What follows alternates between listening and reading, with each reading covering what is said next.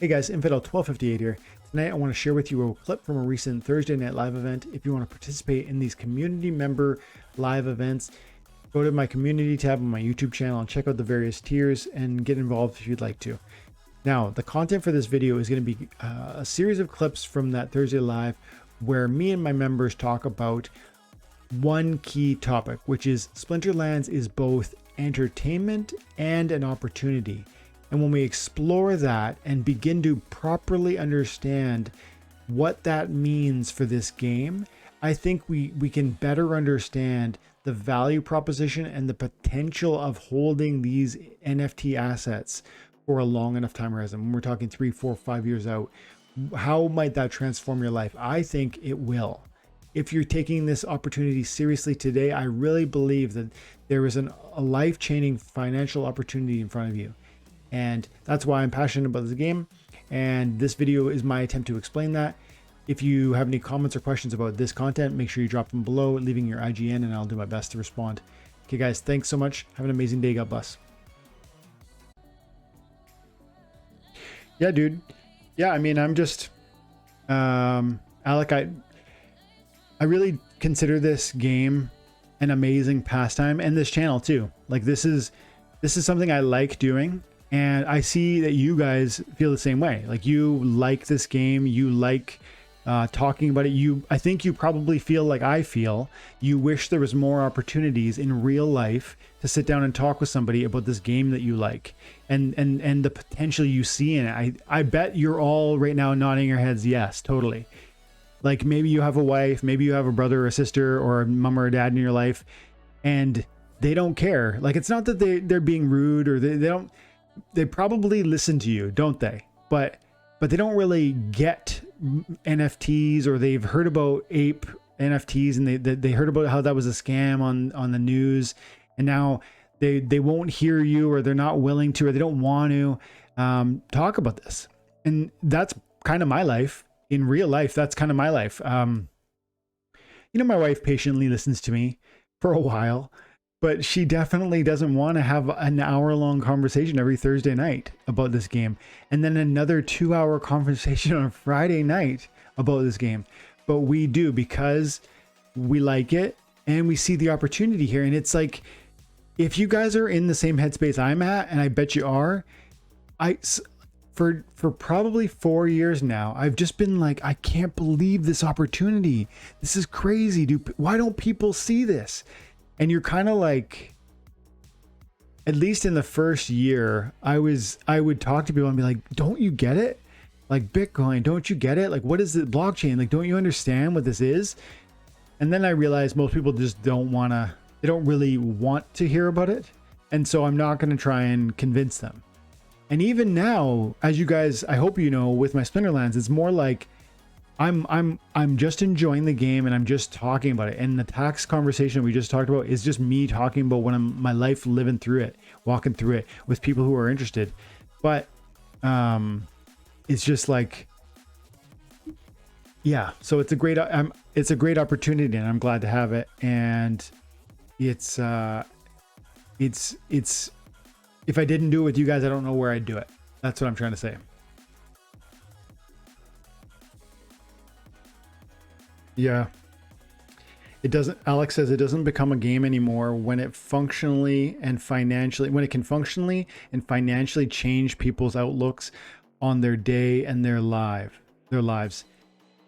Yeah, man. No, I totally agree. And that's the thing. But most people don't want to know or hear. Like, it's strange, but people really generally want to just accept. They don't want to be moved from the positions they're already holding. That's my experience. And even that was my experience personally. Like, you know, I've at different times in my life, I didn't want to hear about how my alcoholism was too far, or I didn't want to, what else?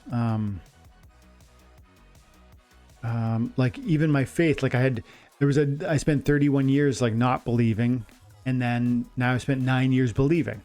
And that was a very shocking alteration in the middle there. And we don't really want to change our opinions most of the time. We're usually determined to remember and remain positioned in our own mind as we've always been. Like, we generally like who we are, and we generally want to keep on the same course, even if sometimes it's not the best way. Like, for instance, we don't want to engage with crypto. Like, you and I we want to, but you know, you've got friends and family in your life that just don't want any part of it, and they won't. This is the sad part. They won't want to have anything to do with it until it's too late. And that might be, probably that's going to be in the next 4 years when the next bull run happens. I don't think this bull run's over, but when the next bull run happens, what'll happen is there'll be so much excitement, and all of you guys, if you're still here, I'm really confident of this, will be so astonished by the value you've accumulated from a video game that you'll have stories like I do, where you go to your work, and you're like, and they're like, you got a YouTube with 6,300 people, and you got like $250,000 worth of assets from a video game, and they're shocked by it to the point where they're like, hey, can I do that? But it took 4 years of me, or 3.5, I guess, me doing stuff in this game, having fun with it, investing my time and attention for it to turn into that.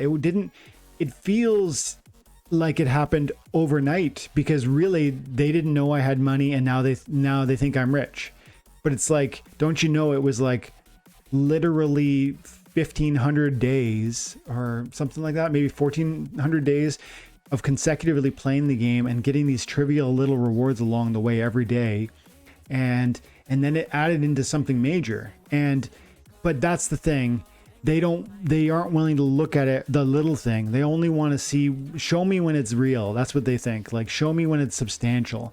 But then by the time it's substantial, it's like, sorry, you missed it. Like, you understand? This is the process we're walking through right now is what will make it significant. But you don't get to just show up at significance. You don't just get to finish the race without beginning it. You don't get a six-pack, by waking up and wanting one. You get it by waking up every single day and working out. You get rich by every single day, working towards that. You get lots of Splinterlands NFT assets by investing your time and attention on a daily basis. And they don't get it, and they won't until it's too late. But a little bit of shiny, like, silver lining, when they come to realize that blockchain and NFT gaming are here to stay, there will still be opportunity for them also. I really believe that. But it won't be the same as it is for you, just like it isn't, maybe your opportunity today isn't maybe the same as mine was. But that's fine, because you're going to do great. And considering it's a video game, if you get anything out of this thing, we should all agree that's awesome and noteworthy.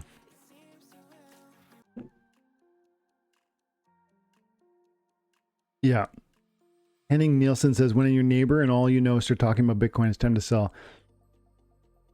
But then, Henning, there's another part to that. You got to remember that they will then sell, and when they sell, it's time to buy. And as far as I'm concerned, that's the process. Now, we will probably reach a point where Bitcoin is way more common, it's held by more people, and when we get to that place, maybe that truth ends up no longer holding true, because once we get so big, it'll be traded by the markets, and it is already, but even more so once we reach a certain threshold, like something like the Dow Jones or something like this, which is possible, or gold, gold is 10 trillion ish, and so that'd be a big jump from where we're at now. But I think that's in the future. And then what would that mean? Like $1 million Bitcoin, probably. I think it is. Last I heard, I think I'm remembering that correctly. But I think that's certainly possible. And then the fluctuations become probably less.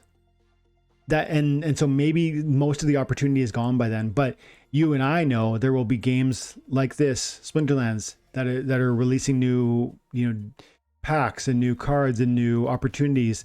And then other games too. And so even if Bitcoin is done, this space is going to continue to grow for, I don't know, I would think a decade or two before it starts to really solidify into like a modern and stable version of what it is. Yeah, that's what I would think. Good comment though. Thanks, Henning. Yeah.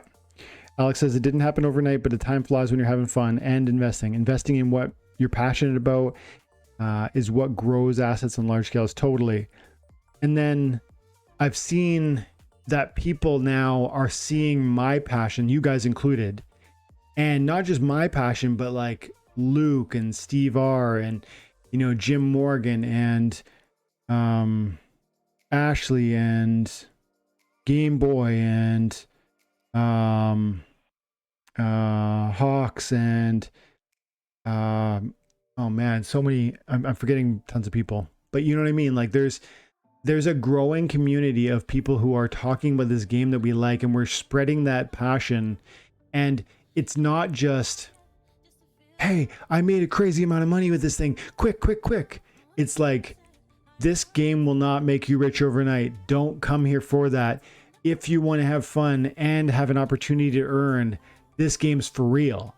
And that is like a soft sell. It's like, this is not one of those, you know what I mean? Like overnights. Don't come here thinking it, but come with the idea that you might have some fun.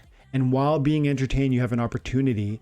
And that is what this package is. And it's so cool because that's very rare.